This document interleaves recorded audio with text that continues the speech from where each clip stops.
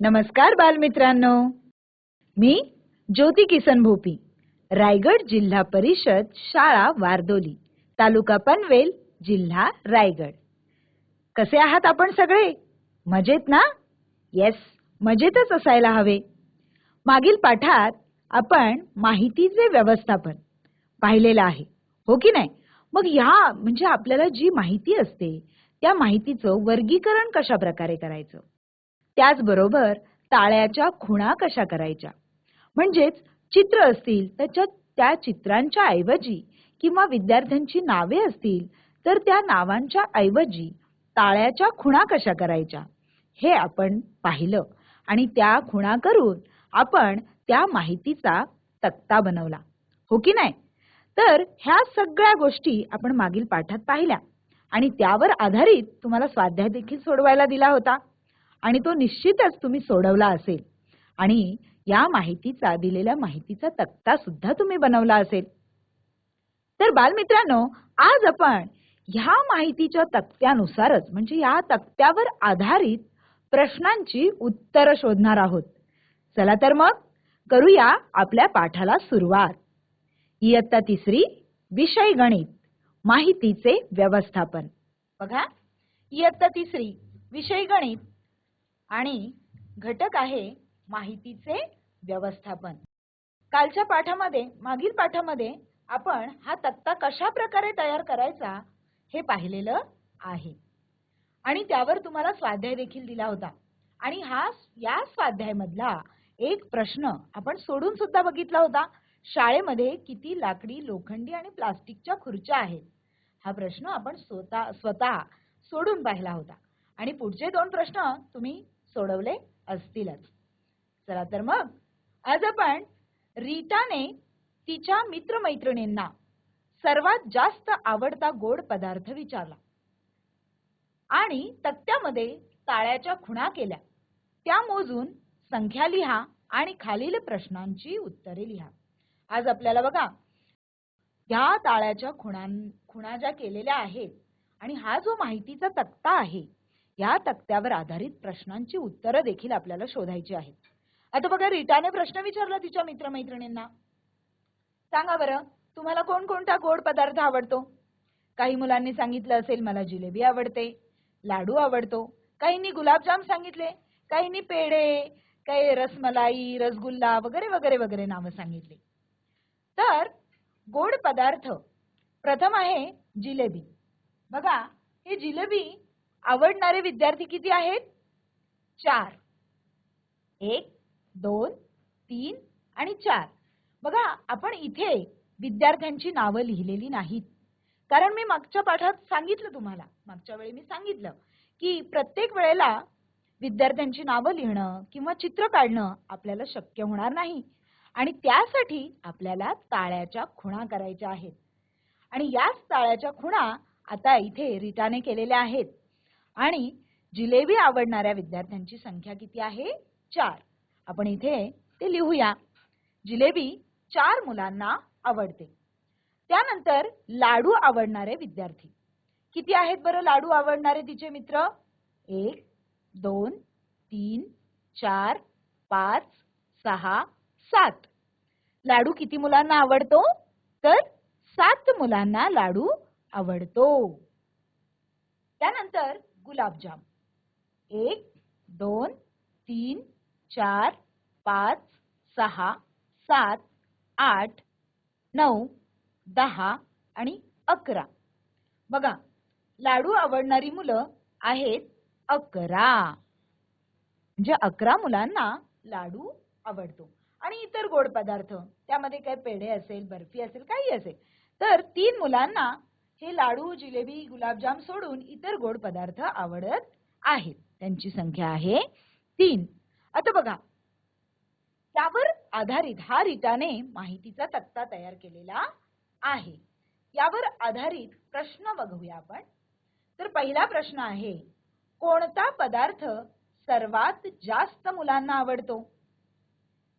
बघा, याचं उत्तर आता तुम्हाला लगेचच दिसून येईल की कोणता पदार्थ आवडतो? गुलाबजाम. कारण गुलाबजाम हा 11 मुलांना आवडतो म्हणजेच हा पदार्थ सगळ्यात जास्त मुलांना आवडतो. पुढचा प्रश्न बघूया. लाडू आवडणाऱ्या मुलांची संख्या जिलेबी आवडणाऱ्या मुलांच्या संख्येपेक्षा कितीने जास्त आहे? आता प्रथम आपण लाडू आवडणारी मुलं बघू. लाडू 7 मुलांना आवडतो आणि जिलेबी मात्र 4 मुलांना आवडते. म्हणजेच लाडू आवडणारी मुलं जास्त आहेत. मग ती कितीने जास्त आहेत? तर बघा, हे 4 लाडूचे आणि 4 जिलेबीचे विद्यार्थी गेले आणि किती उरले? 3. म्हणजेच लाडू आवडणाऱ्या मुलांची संख्या जिलेबी आवडणाऱ्या मुलांच्या संख्येपेक्षा 3 ने जास्त आहे. इकडे 3 लिहिलंय बघा. 3 ने जास्त आहे. या प्रकारे तुम्हाला जर असा तक्ता दिलेला असेल तर त्यानुसार प्रश्नांची उत्तरं देता यायला हवीत. पुढे बघूया आपण. खालील माहिती गोळा करा. चित्रे किंवा खुणा वापरून माहितीचे तक्ते तयार करा. आता बघा, वर्गातील विद्यार्थ्यांना कोणता पाळीव प्राणी सर्वात जास्त आवडतो? आता इथे तुम्हाला तक्ता स्वतः तयार करायला दिलेला आहे. आता वर्गातील प्रश्न विचारला समजा विद्यार्थ्यांना की तुम्हाला कोणता प्राणी आवडतो, तर विद्यार्थी उत्तर देऊ शकतात की मला बैल आवडतो, गाय आवडते, कुत्रा, मांजर किंवा इतर प्राणी. आता बघूया आपण की समजा माझ्या वर्गात मी मुलांना प्रश्न विचारला, काय रे तुम्हाला कोणता प्राणी आवडतो, पाळीव प्राणी? तर काही मुलांनी बैल असं उत्तर दिलं. मग माझ्या वर्गातल्या 4 मुलांनी मला बैल आवडतो मॅडम असं सांगितलं. मग मी आता इथे टाळ्याच्या खुणा किती करणार आहे? 4. 1, 2, 3 आणि 4. म्हणजे माझ्या 4 मुलांना बैल आवडतो. नंतर बघा, काही मुलांनी सांगितलं, मॅडम गाय दूध देते ना, आम्हाला गाय खूप आवडते. हो का? मग किती मुलांना गाय आवडते? तर त्याचं उत्तर होतं 6 मुलांना. 6 मुलांनी सांगितलं की मॅडम आम्हाला गाय आवडते. मग आपण काय करूया? टाळ्याच्या खुणा किती देऊया? 6. बघा, टाळ्याच्या खुणा किती दिल्या मी इथे? 6. आणि इथे मुलांची संख्या पण लिहिली 6. काही मुलं म्हणाली की मॅडम कुत्रा घराची राखण करतो आणि आमच्या घरी पण कुत्रा आहे आणि आम्हाला तो खूप खूप आवडतो. मग अशी मुलं होती 3. बरं का? 1, 2, 3. मग मी टाळ्याच्या खुणा किती केल्या? तर 3. आणि विद्यार्थी संख्या सुद्धा इथे लिहिली 3. यानंतर मांजर. मांजर 5 मुलांना आवडते. 1, 2, 3, 4 आणि 5. मग इथे मी 5 विद्यार्थी असं लिहिलं. त्याचबरोबर इतर प्राणी 3 जणांना आवडतात. 1, 2 आणि 3. मग मी इथे 3 हे उत्तर लिहिलं. आता यावरून आपल्याला वेगवेगळ्या प्रकारचे प्रश्न विचारले तरी सुद्धा त्याची उत्तरं देता येतील. की जसं गाय किती मुलांना आवडते? तर 6 जणांना आवडते.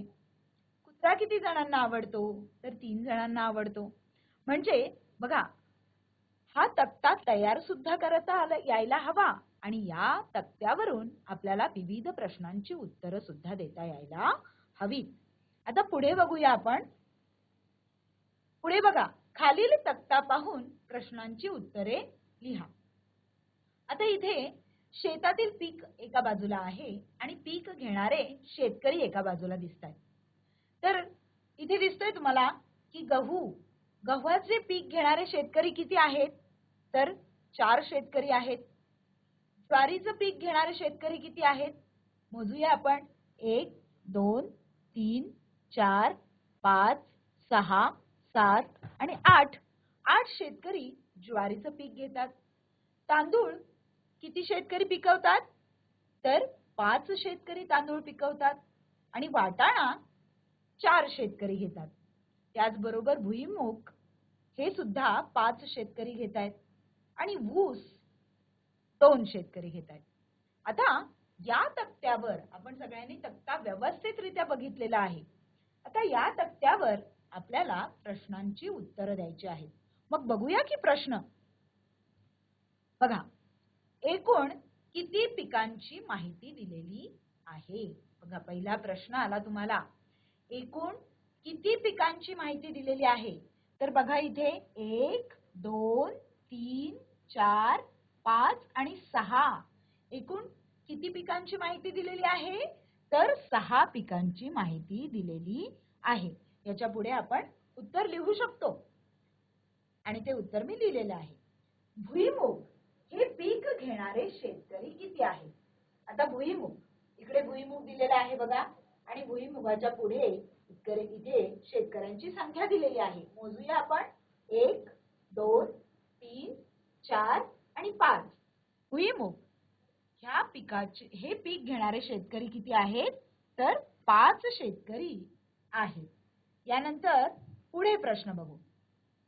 कोणते पीक सर्वात कमी शेतकऱ्यांकडून घेतले जाते? आता बघा, तक्त्याचं निरीक्षण केलं असता आपल्याला असं लक्षात येतं की सगळ्यात कमी पीक कोणतं घेतलं जातं? जे 2च शेतकरी घेतात ते म्हणजेच ऊस. ऊसाचं पीक हे सगळ्यात कमी घेतलं जातं आणि त्याचं आपल्याला उत्तर पण लिहायचंय. कोणतं पीक सर्वात कमी शेतकऱ्यांकडून घेतलं जातं? तर याचं उत्तर आहे ऊस. ऊसाचं पीक हे सगळ्यात कमी शेतकऱ्यांकडून घेतलं जातं. बघा, त्याच्याबरोबर आणखी पण प्रश्न आहेत, आणखी पण प्रश्न तयार करता येऊ शकतात तुम्हाला. आणि पुढचा प्रश्न आहे बघा, कोणते पीक सर्वात जास्त शेतकऱ्यांकडून घेतले जाते? आता इथे दिसतंय आपल्याला की सगळ्यात जास्त मोठं जे आहे ते म्हणजे ज्वारीचं पीक आहे, हो की नाही? 1, 2, 3, 4, 5, 6, 7 आणि 8. 8 शेतकरी हे ज्वारीचं पीक घेत आहेत आणि म्हणून तिथे पुढे आपण लिहूया ही ज्वारी. ज्वारीचं पीक सगळ्यात जास्त शेतकरी घेतात. म्हणजे अशा प्रकारे आपल्याला ह्या तक्त्यावरून प्रश्नांची उत्तरं लिहिता यायला हवी. पुढे बघूया आपण. रविवारच्या संध्याकाळी अजून आपण एखादा तक्ता बघून प्रश्नोत्तर देऊया. रविवारच्या संध्याकाळी मनोरंजनासाठी काय केले? या प्रश्नाला मुलांनी दिलेल्या उत्तरावरून तयार केलेला तक्ता बघा. बघा, मॅडमने प्रश्न विचारला मुलांना, काय रे, रविवारी तुम्ही काय काय केलं घरी? तेव्हा काही मुलांनी उत्तरं दिली. मनोरंजनासाठी काय केलं? म्हणजे अभ्यास वगैरे नाही विचारला, मनोरंजन, तुमचं मनोरंजनासाठी तुम्ही काय केलं? तर काही विद्यार्थी म्हणाले, आम्ही खेळलो मॅडम, खेळ खेळलो. काही जण म्हणाले, नाही नाही, आम्ही मॅडम टीव्ही पाहिला. काही म्हणाले, बागेत फेरफटका मारायला गेलो. तर काही म्हणाले, गोष्टींचे पुस्तक वाचले. आता काही किती जण काय काय म्हणाले बरं? तर खेळ खेळलो. बघा, खेळ खेळलो, किती जण खेळ खेळले? 1, 2, 3, 4, 5, 6 आणि 7. 7 विद्यार्थी हे खेळ खेळलेले आहेत. टीव्ही किती मुलांनी पाहिला? तर 3 मुलांनी टीव्ही पाहिला. आणि बागेत फेरफटका मारला किती मुलांनी? 4 मुलांनी.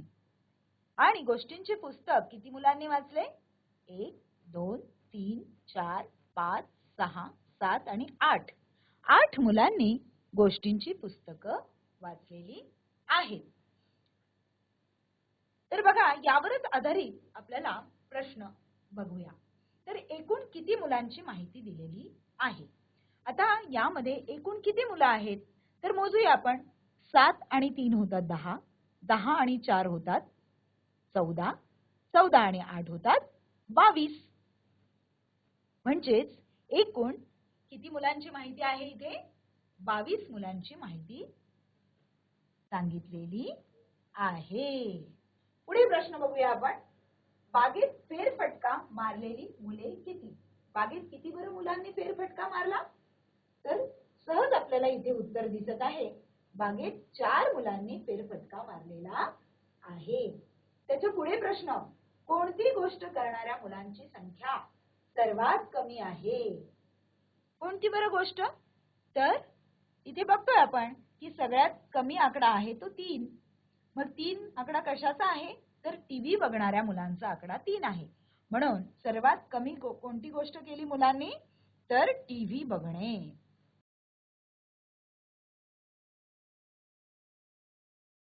टीव्ही बघणे हे सगळ्यात कमी मुलांकडून झालेलं आहे. अशा प्रकारे आपण हा एक तक्ता बघितला आणि त्यावर आधारित प्रश्नांची उत्तरं देखील दिली. पुढे बघूया.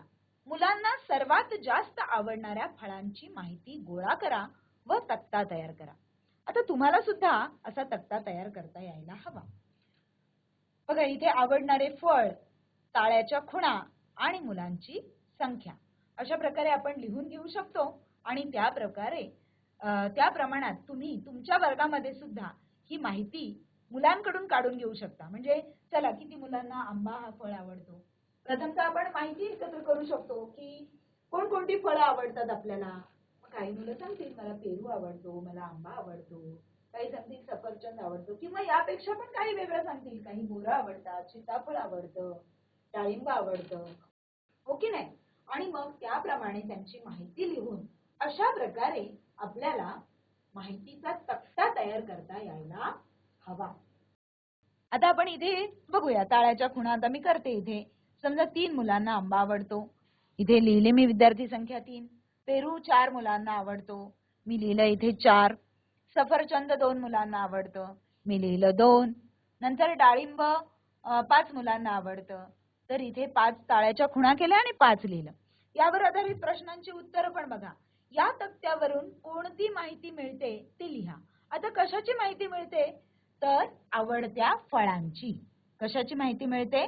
आवडत्या फळांची. म्हणजे कोणकोणती फळं आवडतात त्या आवडत्या फळांची माहिती या तक्त्याद्वारे आपल्याला दिसून येते. पुढे प्रश्न आहे बघा, कोणते फळ सर्वात जास्त जणांना आवडते? तर इथे दिसतंय की सगळ्यात जास्त आकडा आहे 5 आणि 5 हा आकडा कोणाचा आहे? तर डाळिंबाचा आहे. म्हणजेच डाळिंब हे फळ सगळ्यात जास्त मुलांना आवडतं. पुढे बघा, पेरू आवडणाऱ्यांची संख्या टिंबटिंब आवडणाऱ्यांच्या संख्येपेक्षा जास्त आहे. पेरू आवडणाऱ्या मुलांची संख्या आंब्याचं फळ आवडणाऱ्या मुलांच्या संख्येपेक्षा जास्त आहे, किंवा सफरचंदाचं फळ आवडणाऱ्यांच्या संख्येपेक्षा जास्त आहे. एक कोणतं तरी आपण लिहू शकतो किंवा दोन्ही लिहिले तरी चालते. आंबा व सफरचंद. आंबा व सफरचंद या 2 फळांपेक्षा पेरू हे फळ जास्त मुलांना आवडतं. अशा प्रकारे आपण प्रश्न तयार करायचे आहेत. आणि बघा, असा तक्ता देखील तुम्हाला तयार करता यायला हवा आणि या तक्त्यावरून प्रश्न सुद्धा आपल्याला तयार करता यायला हवेत. आता तुमचा स्वाध्याय आहे. खालील प्रश्नांची उत्तरे शोधून माहितीचा तक्ता तयार करा. वर्गातील मुलांच्या घरात स्वयंपाकासाठी गॅस, केरोसिन किंवा लाकूड यांपैकी काय वापरतात? ह्याचा तुम्हाला तक्ता तयार करायचा आहे. आणि हा तक्ता तयार करताना ताळ्याच्या खुणा वापरायच्या आहेत. आणि या तक्त्यावर आधारित समजा तुम्हाला प्रश्न आणि त्याची उत्तरं लिहिता आली तर ती सुद्धा तुम्ही लिहायची आहेत. आता इथे मी काही प्रश्न दिलेले आहेत. आता दुसरा प्रश्न आहे बघा, तुमच्या गावातील 10 शेतकऱ्यांकडे जाऊन प्रत्येकाकडे किती व कोणकोणते पाळीव प्राणी आहेत याची माहिती जमा करा. याची प्रत्यक्ष माहिती घ्यायची आहे तुम्ही. आणि याशिवाय देखील तुम्हाला अधिक प्रश्न जर जमत असतील, म्हणजे तक्ता तयार करण्यासाठी स्वतःला सुचत असतील, तर ते सुद्धा तुम्ही तयार करायचे आहेत. समजलं सगळ्यांना? मग बालमित्रांनो, समजलं की नाही की माहितीचे व्यवस्थापन हे ताळ्याच्या खुणांच्या द्वारे, त्याचबरोबर तयार करणाऱ्या तक्त्याच्या द्वारे कशा प्रकारे करायचं आणि त्यावर आधारित प्रश्नांची उत्तरं कशा प्रकारे द्यायची. मग तुम्हाला नक्कीच हा भाग आवडला असेल आणि समजला देखील असेल. आणि असेच भरपूर तक्ते तयार करा. विविध गोष्टी आहेत आपल्या आजूबाजूला, ह्या गोष्टी बघा. आपल्या आजूबाजूला असणारी घरं असतील किंवा गाड्या असतील, यावरून सुद्धा तुम्ही तक्ता तयार करू शकता आणि त्यावर आधारित प्रश्नांची उत्तरं तयार करून ती लिहू शकता. मग करणार ना सगळेजण? नक्कीच.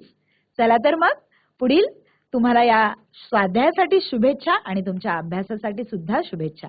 पुन्हा भेटू. तोपर्यंत धन्यवाद.